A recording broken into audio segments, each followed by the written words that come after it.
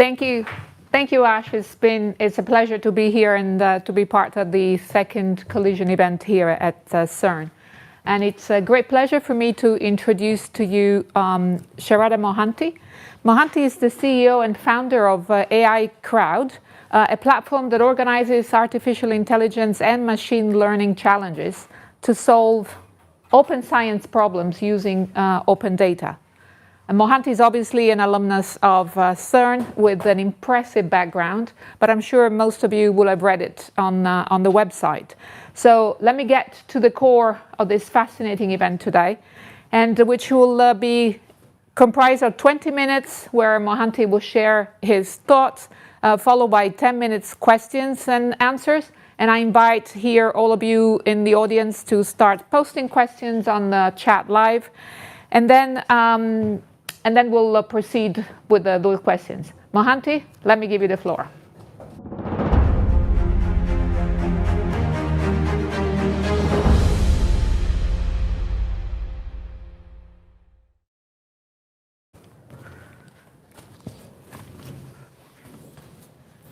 All right, hello everyone, and it's great to be here.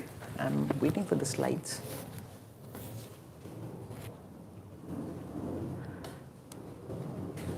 All right, hello everyone, and it's great to be here back at CERN speaking about something that I care about deeply, artificial intelligence. And this talk is titled Crowdsourcing Artificial Intelligence to Solve Real-World Problems. And we will be talking about 2021, where AI is hot. Everyone wants to do AI. Only a few people know how to do AI, and fewer know who those few people are. And if you think about it, there was this report from 2017 where we realized, Tencent reports that there's about 300,000 AI engineers worldwide when millions are needed. And that gap is only increasing with time. And the perception is AI is done by a handful of people who do a lot of ugly maths in front of a whiteboard. And that is not solving the whole problem, because we want to convince a lot more people that you want to kind of jump in and help us build these tools that's going to impact all these billions of people. Moving on, we will take a small detour and talk about Bob. Bob is a simulated skeleton who lives in a simulated world. And as a part of our research, we asked this question.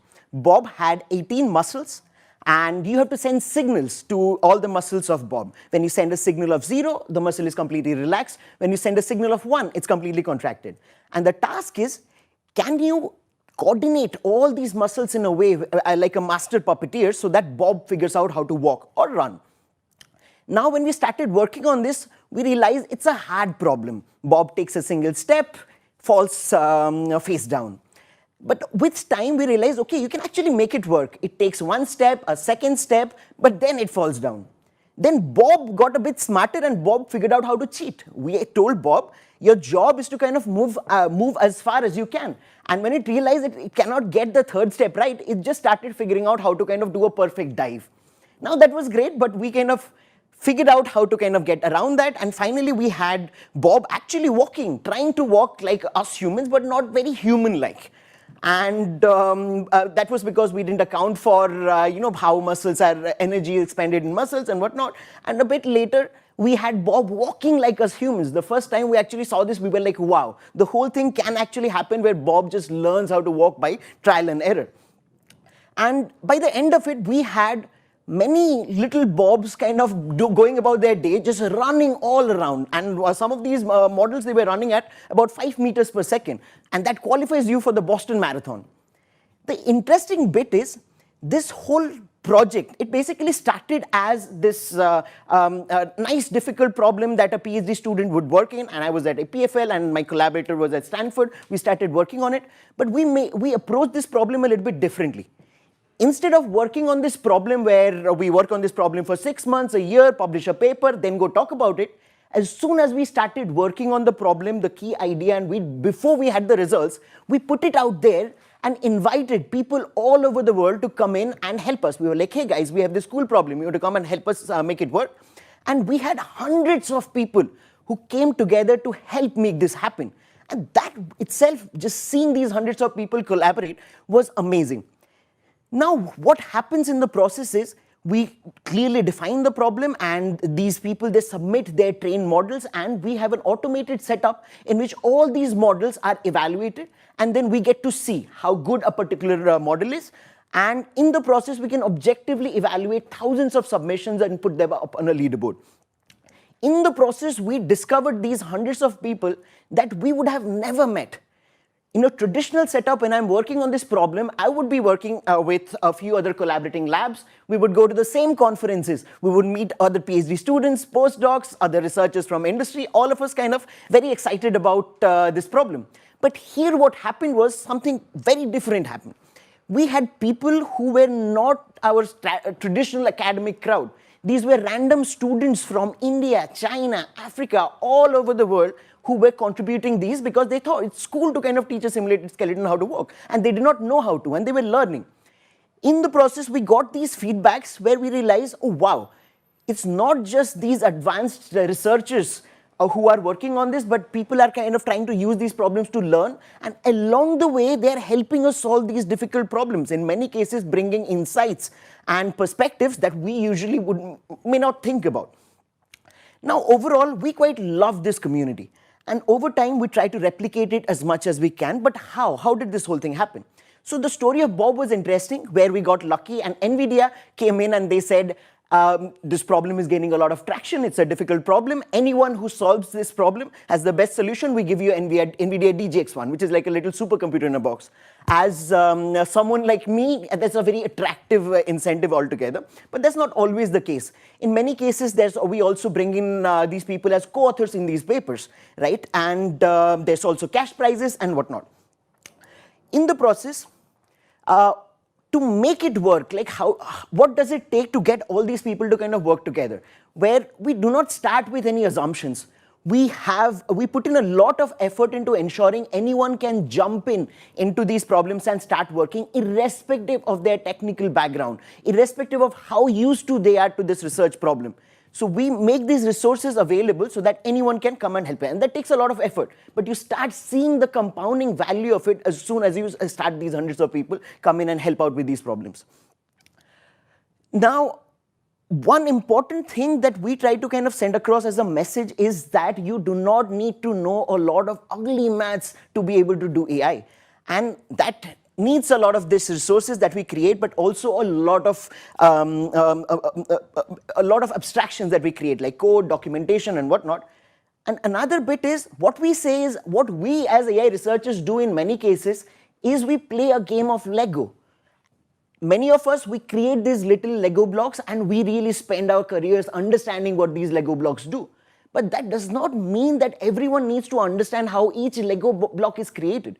You need to develop these intuitions of how these Lego blocks work, how to put together these Lego blocks so you can build your beautiful, magnificent castles. And these castles are these tools using AI, which are going to affect millions and billions of people. And we want your help in making that happen.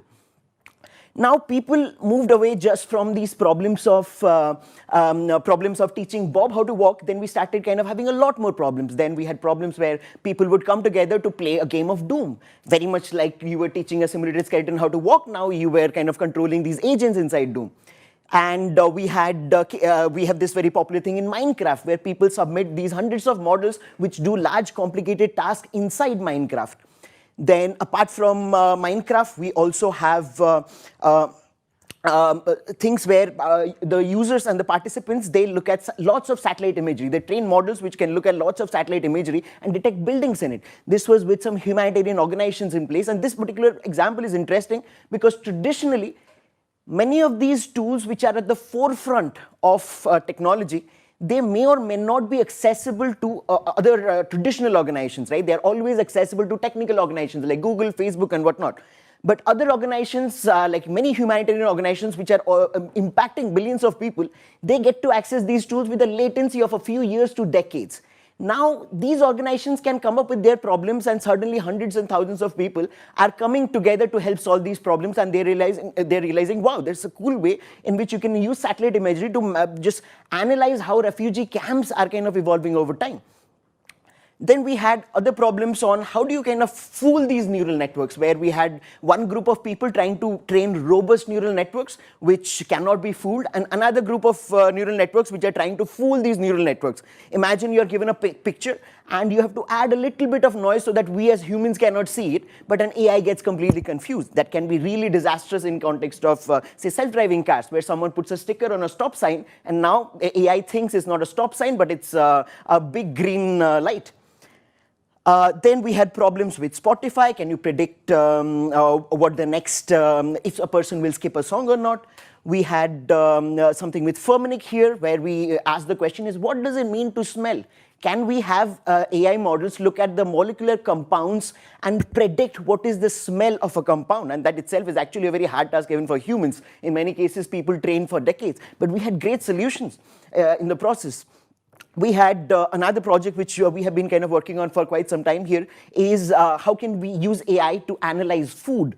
What does it take for the AI to kind of look at food images which are submitted by hundreds and thousands of users from all over Switzerland, and the AI has to look at these images and simply segment out what food is in there. And the goal there is to be automatically and better analyze what is the nutritional consumption of populations at scale. So someday we can answer what is Switzerland eating today. And here also it is very interesting because the whole project started as a research project at EPFL. Then we opened up the door on the AI side of things, and then hundreds and thousands of people are submitting these models. And in the process, we actually collected 2.5 terabytes of user-submitted code and model. And these models are currently being used in production, where many users from Switzerland who send these images of food that they eat every single day are analyzed by these models. Then we have some stuff with Microsoft on how do you use drone imagery of sorts to kind of do these understanding how these spaces are structured. Then you have thing which is very close to my heart here in Switzerland. It is with SBB, Deutsche Bahn, and SNCF on what does it take to schedule trains in a railway network. Because scheduling trains is easy, rescheduling them is different whenever there's a little deviation in the network. And how can you basically have these AI models which are dynamically controlling the speed of the trains, the direction of the trains, telling some trains to halt and whatnot, where again you're like a puppeteer which is kind of coordinating this whole network so that you have minimal delays across large network. And this is interesting again also because it started as a small side project at EPFL, but through AI Crowd we not only managed to kind of gather hundreds and thousands of people all over who submitted their solutions, but we also managed to bring three major railway companies in Europe to come together and work on this problem out in the open, like an open research project. Moving on, then we have some other stuff around simulated markets and how can you have a setup where people are submitting these AI models which are trying to get into a bidding war in the process of figuring out what the insurance premium should be and whatnot. In the process, you are actually ending up creating a simulated a virtual market of sorts that can be used by organizations to test out their hypothesis. Because traditionally, the same organizations, whenever they have a hypothesis about pricing, they will basically try it out in the market. It will take months to a year, and then they will get feedback, so iteration cycles are slow. Having access to proxy simulated markets gives them ways in which they can try more optimal strategies for figuring out better prices for all their customers. Moving on, all the problems do not have to be intense, hard research problems, because this is also a community which is very welcoming for people who are here just to learn. So every month we run something called as AI Blitz, where we design 5 puzzles, and in 3 weeks, we encourage people to kind of jump in and try to solve all of them, any of them or all of them. And in the process, people who are trying to learn, they have these small, easy to bite problems to kind of get started on their journey in AI. And we create a lot of resources. And there's also a very helping community of users who are very excited about helping others and also solving these puzzles along the way. But the one hypothesis with which we start all this is that tools powered by AI will have a significant impact on each of our lives. Well, actually, it's already having a significant impact on each of our lives. And going back to the report that we talked about, where we only have 300,000 AI engineers worldwide when millions are needed, and the perception of people that, okay, to do AI, you really need to know a lot of advanced maths and whatnot. You have to probably spend decades before you can actually do anything meaningful in AI. That is something we have to kind of change. and it's important. A good parallel for that would be, imagine web development in 90s, early 90s. In fact, here we are speaking at CERN, you can make a case that at one point, all the web developers in the world were just around here at CERN, not very far from here. And now look at us, look where we are now, where we have millions and millions of web developers all around the world creating tools and services which are impacting billions of people. And the same cycle will be repeated. The same cycle will be repeated, but for that to happen, we need each one of you. We need each one of you, and we want to convince each one of you that each one of you can make meaningful contributions in AI. Each one of you can build impactful tools in AI, and there's a community of 50,000 AI researchers and enthusiasts from all over the world who want to kind of work with you along that journey. And if you do not know how to kind of do that, because that is usually the first thing, I do not know where to get started, what to do, then here there are hundreds of excuses to learn how to, with thousands of people who are also learning with you. And while along the process, they're solving meaningful problems that matter as a side effect. And what's there to lose? If you spend a weekend trying to kind of work on these problems, along the process learn something in AI where you're analyzing satellite images, then you have a good story to tell. Whenever you grab beers with your friends the next time, you can say, oh, you know what I did last weekend? I solved this problem of analyzing satellite imagery using AI. And then you could ask very much, what is it in it for me? Why am I actually spending so much energy, time, attention in trying to make it happen? So here, the hypothesis is that right now, much of research happens in a handful of places. Only individuals with privilege are able to contribute to progress in AI, and I don't have any complaints against that. And full disclaimer, I was at EPFL. In fact, the reason I probably am doing research in AI and I've been speaking here is because of the privilege I was exposed to at EPFL. But my question is, does it have to be this way? Does it have to be the only way? And is it the most optimal way? I want to imagine a setup where we can have millions of people all over the world who self-organize in these communities to push the frontiers of research in artificial intelligence. Right now, the research happens in clusters of labs at privileged places, EPFL, MIT, Stanford, industrial labs at Google, Facebook, and whatnot. But I am imagining a parallel, giant distributed research lab which is for the people and by the people. And the story is what Wikipedia pulled off in terms of organizing millions of people all over the world to organize all the information of the world. I'm pretty sure we can replicate the same story of organizing millions of people all over the world to come in and push the frontiers of research in artificial intelligence and to build tools which impact the lives of millions and billions of people using artificial intelligence. And thank you so much, and I would open up the floor for any questions anyone has.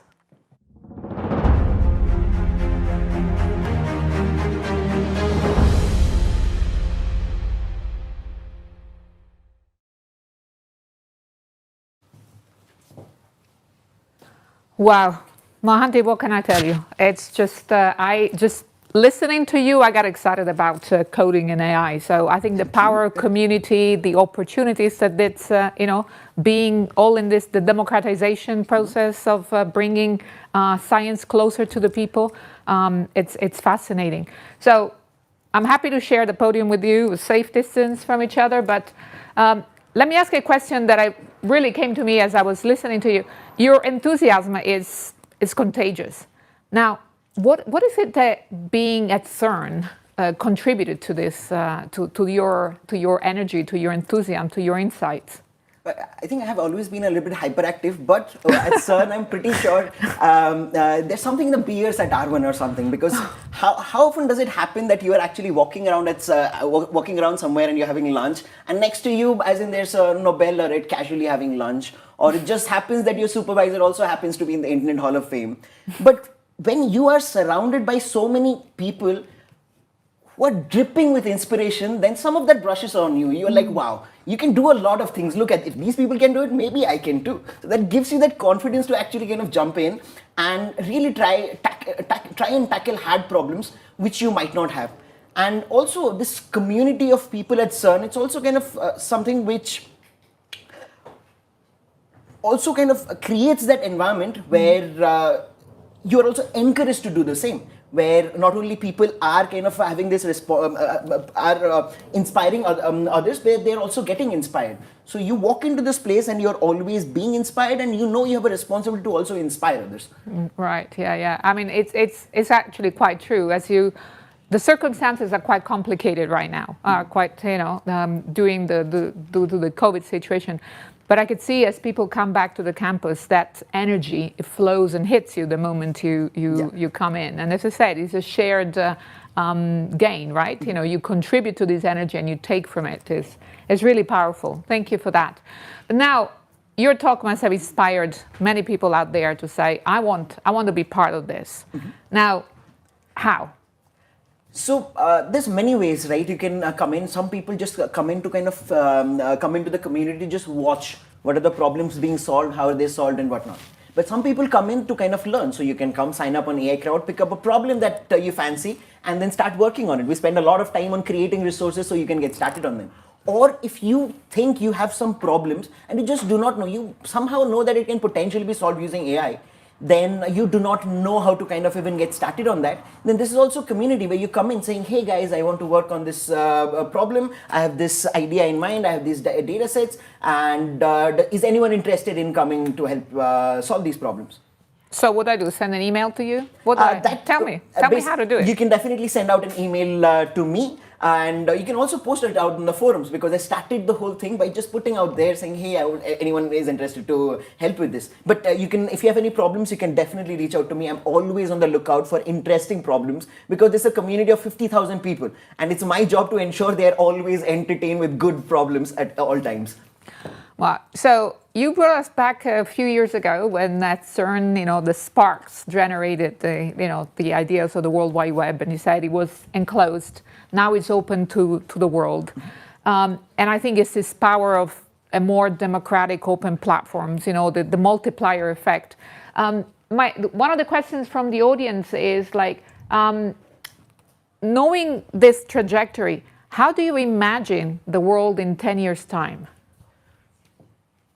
That's a pretty loaded question. Yes. So basically, 10 years ago, 10 or 15 years ago, we never even imagined what just the existence of web would do. Mm-hmm. Just when so many people can efficiently talk to each other, and the fabric of society was, there was a catalyst in the fabric of society. The cascading effects were like pretty much impossible to imagine. No one thought that just because of having an efficient social network out there, the democracy of a whole country like the United States would be undermined.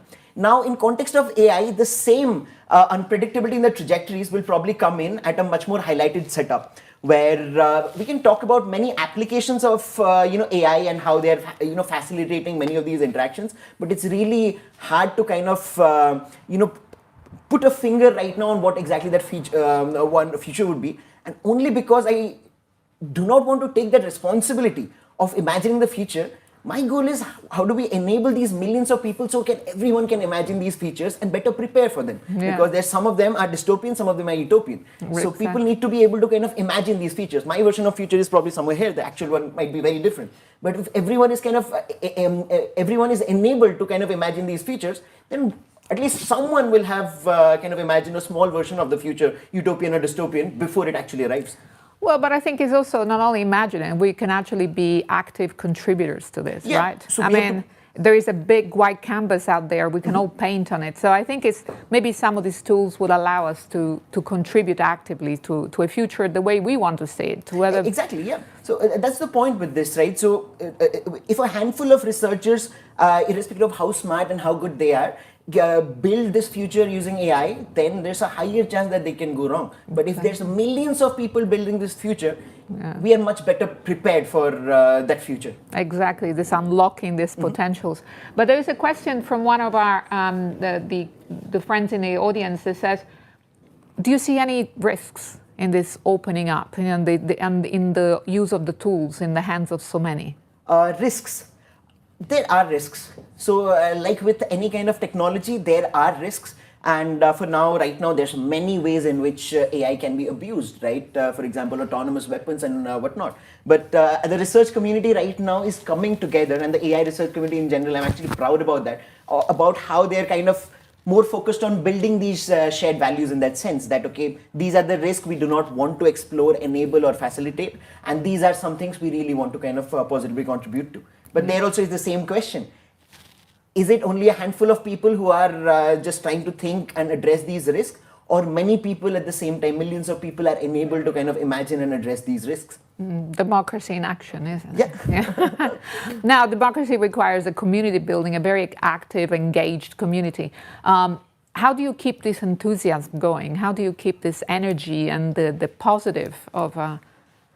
That's also, again, I think about that a lot, right? Because we have had these discussions, okay, we probably need a whole army of community managers to kind of do this and whatnot. And they also would come in and they would like, okay, we have these plans in mind, we do these events and whatnot.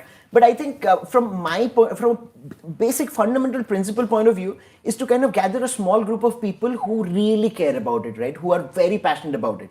And they are doing it not with not the optimal goal, not the eventual goal of gathering these thousands of people. They are just doing it because they love to do it, and they will do it even if no one is watching.